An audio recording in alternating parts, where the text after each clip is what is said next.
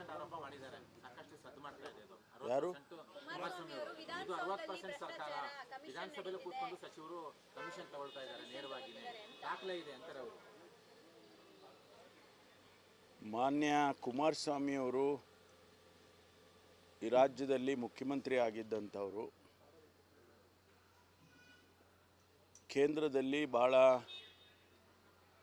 ಪ್ರಭಾವಿ ಖಾತೆಯನ್ನು ಹೊಂದಿರತಕ್ಕಂಥವರು. ಅವರು ಮಾತನಾಡಿದ್ದಾರೆ ಅಂದರೆ ನಾವೆಲ್ಲ ಅದನ್ನು ಸ್ವಲ್ಪ ಗಂಭೀರವಾಗಿ ತಗೊಳ್ತೇವೆ. 60% ಕಮಿಷನ್ ತಗೊಳ್ತಾ ಇದ್ದಾರೆ ಸರ್ಕಾರದಲ್ಲಿ ಅನ್ನೋ ಮಾತನ್ನೇನು ಅವ್ರು ಆಡಿದ್ದಾರೆ. ಅದು ಮುಖ್ಯಮಂತ್ರಿಗಳಾಗಲೇ ಈಗ ಅದನ್ನು ಡಿನೇ ಮಾಡಿದ್ದಾರೆ. ಮತ್ತು ನೀವು ಏನು ಹೇಳ್ತಾ ಇದ್ದೀರಾ ಅದಕ್ಕೆ ಪುರಾವೆಗಳಿದ್ದರೆ ಕೊಡಿ ಅಂತ ಹೇಳಿದ್ದಾರೆ. ನಾನು ಕೂಡ ಮಾನ್ಯ ಕುಮಾರಸ್ವಾಮಿ ಅವ್ರಿಗೆ ಕೇಳೋದೇನು ಅಂದರೆ, ನಿಮ್ಮ ಹತ್ರ ಡಾಕ್ಯುಮೆಂಟ್ಸ್ ಇದ್ದರೆ ಅದನ್ನು ಕೊಡಿ. ಯಾರು ತೊಗೊಂಡಿದ್ದಾರೆ, ಯಾರು 60% ಕಮಿಷನ್ ತಗೊಂಡಿದ್ದಾರೆ ಅದನ್ನು ಎಕ್ಸಾಮಿನ್ ಮಾಡಿಸೋಣ, ತನಿಖೆ ಮಾಡಿಸೋಣ. ಮತ್ತು ಅವ್ರು ಯಾರು ತೊಗೊಂಡಿದ್ದಾರೆ ಒಂದು ವೇಳೆ ಪ್ರೂವ್ ಆದರೆ ಅವ್ರ ಮೇಲೆ ಕ್ರಮನೂ ತಗೊಳ್ಳೋಣ. ಸುಮ್ಮನೆ ಗಾಳಿನಲ್ಲಿ ಗುಂಡು ಹೊಡೆಯೋದು ಬೇಡ. ನಿಮ್ಮ ಹತ್ರ ಡೆಫಿನೆಟ್ಟು ಪ್ರೂಫ್ ಇದ್ದರೆ ಅದನ್ನು ಕೊಡಿಯಲ್ಲ. ಈಗ ಕೆಂಪಣ್ಣವರು ನಾವು ಯಾರೂ ಹೇಳಲಿಲ್ಲ. ಮೊದಲು ಕೆಂಪಣ್ಣವ್ರು ಹೇಳಿದ ಮೇಲೆ, ಪ್ರಧಾನಮಂತ್ರಿಗಳಿಗೆ ಅವರು ಪತ್ರ ಬರೆದ ಮೇಲೆ, ಸ್ಪೆಸಿಫಿಕ್ ಕೇಸಸ್ಗಳು ಹೇಳಿದ ಮೇಲೆ ನಾವು ಅದನ್ನು ಸಾರ್ವಜನಿಕವಾಗಿ ಮಾತನಾಡೋದಕ್ಕೆ ಶುರು ಮಾಡಿದೆವು. ಆ ರೀತಿ ನಿಮ್ಮ ಹತ್ರ ಏನಾದರೂ ಇದ್ದರೆ ಅದನ್ನು ಸ್ಪೆಸಿಫಿಕ್ಕಾಗಿ ಹೇಳ್ಬೋದಲ್ಲ. ಅದನ್ನು ನಾವು ಖಂಡಿತವಾಗಿ ಸೀರಿಯಸ್ ಆಗಿ ತೊಗೊಳ್ತೀವಿ. ಒಂದು. ಎರಡನೇದು, ನಾನು ಕುಮಾರಸ್ವಾಮಿ ಅವರಿಗೆ ನಾನು ವೈಯಕ್ತಿಕವಾಗಿ, ಯಾಕಂದರೆ ನಾನು ಅವ್ರ ಜೊತೆಯಲ್ಲಿ ಕೆಲಸ ಮಾಡಿದ್ದೀನಿ. ಅವರು CM ಇದ್ದರು, ನಾನು ಡೆಪ್ಟಿ CM ಇದ್ದೆ ಕೋಲಿಷನ್ನಲ್ಲಿ. ನಾನು ಅವರಿಗೆ ಮನವಿ ಮಾಡೋದೇನಪ್ಪ ಅಂತೇಳಿದ್ರೆ, ರಾಜ್ಯಕ್ಕೆ ಯಾವುದಾದ್ರೂ ಒಂದು ದೊಡ್ಡ ಕೈಗಾರಿಕೆಯನ್ನು ತಗೊಂಡು ಬನ್ನಿ. ನೀವು ಕೈಗಾರಿಕಾ ಸಚಿವರು ಹೌದು, ಮತ್ತು ಏನಿದು ಮೈನಿಂಗ್ ಇದೇನದು ಸ್ಟೀಲ್ ಮಂತ್ರಿ ಕೂಡ ಹೌದು. ಹಾಗಾಗಿ ನೀವು ಇಲ್ಲ ಸ್ಟೀಲ್ ಫ್ಯಾಕ್ಟ್ರಿ ತರ್ತೀರಾ, ಇಲ್ಲ ನೀವು ದೊಡ್ಡ ಯಾವುದಾದ್ರೂ ಒಂದು ದೊಡ್ಡ ಫ್ಯಾಕ್ಟ್ರಿಯನ್ನು ತರ್ತೀರಾ. ನಿಮ್ಮ ಪ್ರಭಾವವನ್ನು ಅಲ್ಲಿ ಬಳಸಿ ಕೇಂದ್ರದಲ್ಲಿ ಪ್ರಧಾನಮಂತ್ರಿಗಳಿಗಾಗ್ಬೋದು ಅಥವಾ ಬೇರೆ ಯಾರಿಗಾದರೂ ಆಗ್ಬೋದು, ನೀವು ತಗೊಂಡು ಬಂದರೆ ನಿಮ್ಮ ಹೆಸರು ಶಾಶ್ವತವಾಗಿ ಕರ್ನಾಟಕದಲ್ಲಿ ಉಳಿಯುತ್ತೆ. ಜೊತೆಗೆ ನಮ್ಮ ಏನು ಪೂರ್ವಜರು ಮಾಡಿದ್ದು, ವಿಶ್ವೇಶ್ವರಯ್ಯನವರು ಸ್ಥಾಪನೆ ಮಹಾರಾಜರಿಂದ ಪ್ರಭಾವಗೊಂಡು ಅವರು ಮಾಡಿದ್ದಂಥ ಭದ್ರಾವತಿ ಸ್ಟೀಲ್ಸ್ ಏನಿದೆ ಸೊರಗ್ತಾ ಇದೆ. ಇವತ್ತು ಅಲ್ಲಿ ಜನರಿಗೆ ಭಾಳ ಜನನ ಅವರು ತೆಗೆದುಹಾಕಿದರು. ಆ ಫ್ಯಾಕ್ಟ್ರಿ ಮುಚ್ಚುವಂಥ ಸ್ಥಿತಿಯಲ್ಲಿದೆ ಅದು ಪರ್ಮನೆಂಟಾಗಿ. ಅಂಥದ್ದನ್ನು ನೀವು ಏನಾದರೂ ಮಾಡಿ ಅದನ್ನು ರೆಜುವಿನೇಟ್ ಮಾಡಿ ಸಾವಿರಾರು ಜನರಿಗೆ ಕೆಲಸ ಕೊಡೋಂಗೆ ಮಾಡಿ, ಮತ್ತು ಬೇರೆ ಬೇರೆ ಹೊಸ ವಿಚಾರಗಳಿದ್ದಾವೆ. ಏನು ಹಿಂದಿನ ಏನೋ ಸ್ಟೀಲ್ ಮ್ಯಾನುಫ್ಯಾಕ್ಚರಿಂಗ್ ಆಗಬೇಕು ಅಂತಿತ್ತಲ್ಲ, ಅದೇ ಇರಬೇಕು ಅಂತ ಏನಿಲ್ಲ. ಬೇಕಾದಲ್ಲಿ ಈಗ ನಮ್ಮಲ್ಲಿ ಮಿಟ್ಟಲ್ ಅಂತ ಇದ್ದಾರೆ, ಲಕ್ಷ್ಮಿ ಮಿಟ್ಟಲ್ ಅಂತ ಇದ್ದಾರೆ. ಅವರೆಲ್ಲ ದೊಡ್ಡ ಇಂಟರ್ನ್ಯಾಷನಲ್ ಲೆವೆಲ್ಲಿಗೆ ಹೋಗ್ಬಿಟ್ರು. ರಷ್ಯಾದಲ್ಲೆಲ್ಲ ಸ್ಟೀಲ್ ಫ್ಯಾಕ್ಟ್ರಿಗಳನ್ನು ಕೊಂಡ್ಕೊಂಡು ನಡೆಸ್ತಾ ಇದ್ದಾರೆ. ಆ ರೀತಿ ನೀವು ಅವ್ರನ್ನೆಲ್ಲ ಕರ್ಕೊಂಡು ಬಂದು ಕರ್ನಾಟಕದಲ್ಲಿ ನೀವು ಒಂದು ಎಸ್ಟಾಬ್ಲಿಷ್ಮೆಂಟ್ ಮಾಡಿದರೆ ಒಳ್ಳೆಯದು. ಅದನ್ನು ನಾನು ವೈಯಕ್ತಿಕವಾಗಿ ಅವರಿಗೆ ಅದ್ರ ಬಗ್ಗೆ ಹೆಚ್ಚು ಗಮನ ಹರಿಸಿದ್ರೆ ಭಾಳ ಒಳ್ಳೆಯದು. ಸುಮ್ಮನೆ ರಾಜಕೀಯ ಆರೋಪ ಮಾಡ್ತಾ ಇದ್ದಾರೆ, ಪುರಾವೆ ಇಲ್ಲ ಅಂತಿದ್ದಾರೆ. ನನಗೆ ಹಂಗೆ ಅನಿಸುತ್ತೆ. ರಾಜಕೀಯ ಆರೋಪನೇ, ಮತ್ತು ಬೇರೆ ಏನೂ ಇಲ್ಲ. ಇದ್ದರೆ ಹೇಳ್ಬೋದಲ್ಲ, ಇದ್ದರೆ ಹೇಳಿ. ಅವ್ರು ಯಾವಾಗಲೂ ಹೇಳ್ತಾ ಇರ್ತಾರೆ, ನನ್ನ ಹತ್ರ ದಾಖಲೆ ಇದೆ ಅಂದರೆ ಅದನ್ನು ಹೇಳಿದರೆ ಒಳ್ಳೆಯದು. ಇಟ್ ವಿಲ್ ಹೆಲ್ಪ್ ಅಸ್, ನಮಗೂ ಸಹಾಯ ಮಾಡ್ದಂಗೆ ಆಗ್ತದೆ. ಸರ್, ನೀವು ಡಿನ್ನರ್ ಪಾರ್ಟಿ ಮುಗಿಸಿ ಹೋದ್ಮೇಲೆ ಸಾಕಷ್ಟು ಆಯಾಮಗಳನ್ನು ರಾಜ್ಯದಲ್ಲಿ ಪಡೆದುಕೊಳ್ತಾ ಇದೆ ಸರ್. ಮುಂದೆ ಅಧಿಕಾರ ಹಂಚಿಕೆ ವಿಚಾರವಾಗಿ ಕೂಡ ಒಂದಷ್ಟು ತಿರುವುಗಳನ್ನು ಪಡೆದುಕೊಳ್ತಾ ಇದೆ ಸರ್. ನೋಡಿ, ನಾವು ಅವತ್ತು ಡಿನ್ನರ್ ಪಾರ್ಟಿ ಅಂತಂದರೆ ಹೊಸ ವರ್ಷದಲ್ಲಿ ನಾವು ಒಂದಿಷ್ಟು ವಿಚಾರಗಳನ್ನು ನಮ್ಮ ಆಂತರಿಕವಾಗಿ ಮಾತಾಡುವಂಥದ್ದಿತ್ತು ಅಂದ್ಕೊಂಡು ಕರೆದ್ರು. ಮುಖ್ಯಮಂತ್ರಿಗಳಿಗೂ ಕೂಡ ಅವರು ಆಹ್ವಾನ ಮಾಡಿದರು. ಮುಖ್ಯಮಂತ್ರಿಗಳು ಕ್ಯಾಬಿನೆಟಲ್ಲಿ ಆಯ್ತಪ್ಪ ಊಟ ಹಾಕೋದಾದರೆ ನಾನು ಬರ್ತೀನಿ ನಡೆಯ ಅಂದರು. ಸೊ ಬಂದರು, ಊಟ ಮಾಡಿದ್ವಿ. ಯಾವುದೇ ರಾಜಕೀಯಗಳನ್ನು ನಾವು ಅಂದರೆ ಮುಂದೆ ಹಿಂಗೆ ಇದೆಲ್ಲ ಏನು ಚರ್ಚೆ ಮಾಡಲಿಲ್ಲ. ಅದನ್ನು ಬೇರೆ ಅರ್ಥೈಸೋದು ಏನು ನಾಳೆ ಪಾರ್ಟಿ ಇಲ್ಲ, ಡಿನ್ನರ್ ಪಾರ್ಟಿ ಇಲ್ಲ. ನಾವು ಮುಂದಿನ ದಿನಗಳಲ್ಲಿ SC/ST ಸಮಾವೇಶ ಮಾಡಬೇಕು ಅಂತ ಉದ್ದೇಶ ಇಟ್ಕೊಂಡಿದ್ದೇವೆ. ಯಾಕೆ ಅಂದರೆ ನಾವು ಚುನಾವಣೆಗೆ ಮೊದಲು ಚಿತ್ರದುರ್ಗದಲ್ಲಿ SC/ST ಸಮಾವೇಶವನ್ನು ಆಯೋಜನೆ ಮಾಡಿದ್ದು.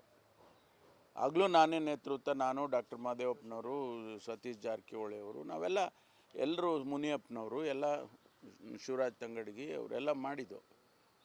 ಅದು ಒಂದು ರೀತಿಯಲ್ಲಿ ಚುನಾವಣೆ ಆದಮೇಲೆ ನಾವು ಈ ಥ್ಯಾಂಕ್ಸ್ ಗಿವಿಂಗ್ ಅಂತ ಮಾಡಲೇ ಇಲ್ಲ. ಅಧಿಕಾರ ಬಂತು, ಅಧಿಕಾರ ಆದಮೇಲೆ ಎಲ್ಲ ನೀವು ಕೂತ್ಬಿಟ್ರಿ ಅಧಿಕಾರದಲ್ಲಿ ಅಂತ ಭಾಳ ದಿನದಿಂದ ಒಂದು ಆ ರೀತಿ ಮಾತುಗಳು ಬರ್ತಾಯಿತ್ತು. ಅದಕ್ಕೆ ನಾವು ಅಂದ್ಕೊಂಡು ಆಯ್ತಪ್ಪ, ಈಗ ಮಧ್ಯದಲ್ಲಿ ನಮಗೆ ಗ್ಯಾಪೇ ಸಿಗ್ತಾ ಇರಲಿಲ್ಲ. ಇಲ್ಲ ಸದನ ನಡೆಯೋದು, ಅಧಿವೇಶನ ಬರ್ತಾಯಿತ್ತು, ಅಥವಾ ಇಲ್ಲ ಯಾವುದೋ ಚುನಾವಣೆ ಬರ್ತಾಯಿತ್ತು, ಹೀಗೆಲ್ಲ ಆಗ್ತಿತ್ತು. ಅದಕ್ಕೆ ನಾವು ನಾಳೆ ಎಲ್ಲ MLAಗಳನ್ನ SC/ST ಸಮುದಾಯದ MLAಗಳು, XMLAಗಳು ಮತ್ತು ಅದಕ್ಕೆ ಸಂಬಂಧಪಟ್ಟಂಥ Pradesh Congress, it's going to be a party function. Party ಇದರಲ್ಲೇ ತೊಗೊಂಡು ಮಾಡ್ತೀವಿ. ಆಮೇಲೆ ಬೇರೆಯವರು ಬರ್ತಾರೆ, ಪಾರ್ಟಿ ಜೊತೆಗೆ ಬೇರೆಯವರು ಬರೋದಕ್ಕೆ ಸಾಧ್ಯತೆ ಇದೆ. ಅದು ನಾಳೆ ಪೂರ್ವಭಾವಿ ಸಭೆಯನ್ನು ಕರೆದಿದ್ದೇವೆ. ಏನು ತೀರ್ಮಾನ ಮಾಡ್ತಾರೆ ಅವರು, ಎಲ್ಲಿ ಮಾಡಬೇಕಾ ಬೇಡವಾ, ಮತ್ತು ಮಾಡೋದಿದ್ದರೆ ಎಲ್ಲಿ ಮಾಡಬೇಕು, ಇದೆಲ್ಲ ಸ್ವಲ್ಪ ಚರ್ಚೆ ಮಾಡ್ತೀವಿ. ಅದು ಆ ಟೈಮ್ನಲ್ಲಿ 7 ಗಂಟೆಗೆ ಕರೆದಿದ್ದೀವಿ. 7 ಗಂಟೆ ಅಂದರೆ ಮುಗಿಯೋದು 1-2 ಗಂಟೆ ಆದರೂ ಚರ್ಚೆ ಆಗುತ್ತೆ. ಆದಮೇಲೆ ಊಟ ಮಾಡಬೇಕಲ್ಲ, ಎಲ್ಲೋ ಒಂದು ಕಡೆ ಊಟ ಮಾಡಬೇಕು. ಅದಕ್ಕೆ ಅಲ್ಲೇ ಮಾಡ್ರಪ್ಪ ಅಂತ ಊಟಕ್ಕೆ ಏರ್ಪಾಟ್ ಮಾಡಿದ್ದೀವಿ. ಯಾವ ಬೇರೆ ಸಚಿವರು? SC/ST ಅಲ್ಲದೆ ಬೇರೆಯವ್ರಿಗಿಲ್ಲ. ಅಂದರೆ ಬರಬಾರ್ದು ಅಂತಲ್ಲ, ನಾವು ಎಲ್ಲ ಸ್ವಲ್ಪ ಕೆಲವು ವಿಷಯಗಳನ್ನು ನಾವು ಅಲ್ಲಿ ಪ್ರೊಸೀಡಿಂಗ್ಸ್ ಮಾಡಿದ್ದೆವು. ನಾವು ಎಲ್ಲಿ ಚಿತ್ರದುರ್ಗದಲ್ಲಿ ಚಿತ್ರದುರ್ಗ ರೆಸೊಲ್ಯೂಷನ್ಸ್ ಅಂತ ಒಂದಷ್ಟು 10-15-20 ಪಾಯಿಂಟ್ ಮಾಡಿದ್ದು. ಅವುಗಳನ್ನೂ ಕೂಡ ನಾವು ಚರ್ಚೆ ಮಾಡ್ತೀವಿ. ಆ ಸಂದರ್ಭದಲ್ಲಿ ಬೇರೆ ಸಚಿವರು ಬರಬಾರ್ದು ಅಂತ ಏನಿಲ್ಲ. ಆದರೆ ನಾವೇ ಎಲ್ಲ ಕೂತ್ಕೊಂಡು ಚರ್ಚೆ ಮಾಡಿ ಆಮೇಲೆ ಮುಖ್ಯಮಂತ್ರಿಗಳಿಗೆ ತಿಳಿಸ್ಬೋದು ಅಂತ ಅಂದ್ಕೊಂಡಿದ್ದೀವಿ. ಏನಾದರೂ ಹಾಕ್ಕೊಳ್ಳಿ ಬಿಡಿ, ಬಿಂಬಿತ ಆಗ್ತದೆ ಅಂತೇಳಿ ನಾವು ಒಗ್ಗಟ್ಟಾಗಿರೋದು ಬೇಡ ಅಂತಲ್ಲ. ಬಿಂಬಿತ ಯಾರು ಬೇಕಾದರೂ ಏನು ಬೇಕಾದ್ರೂ ವ್ಯಾಖ್ಯಾನ ಮಾಡಲಿ. ಈ ಜನ ಕಾಂಗ್ರೆಸ್ ಪಕ್ಷಕ್ಕೆ ಯಾವತ್ತೂ ಕೂಡ ಬೆಂಬಲವಾಗಿ ನಿಂತಿದ್ದಾರೆ.